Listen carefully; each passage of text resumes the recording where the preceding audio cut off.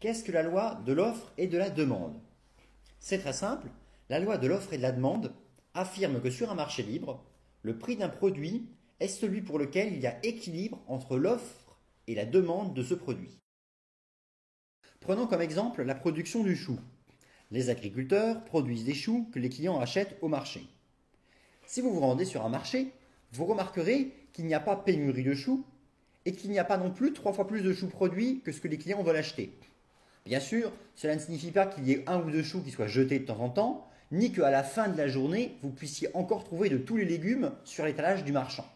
Mais globalement, la quantité qui aura été produite sera à peu près égale à la quantité qui aura été achetée sur le marché. Comment cela est-il possible?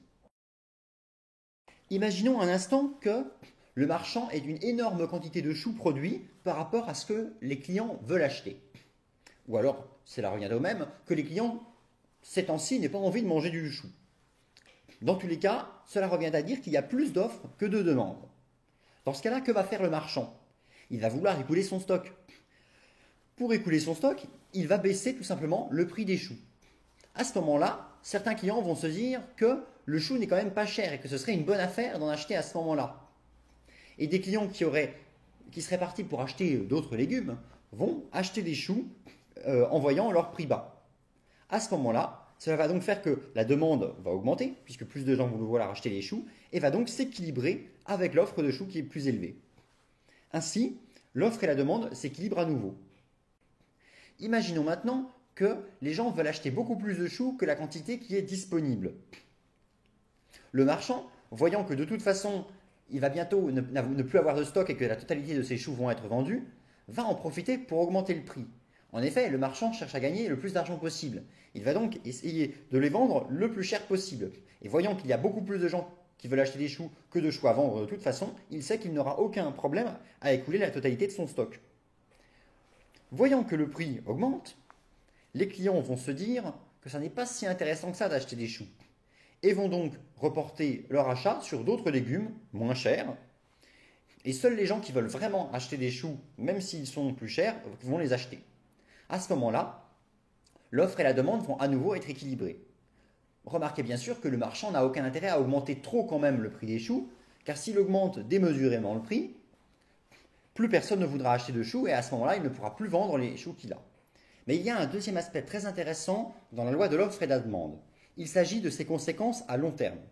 En effet, la loi de l'offre et de la demande permet d'ajuster automatiquement la production à la demande des clients. Comment cela fonctionne-t-il?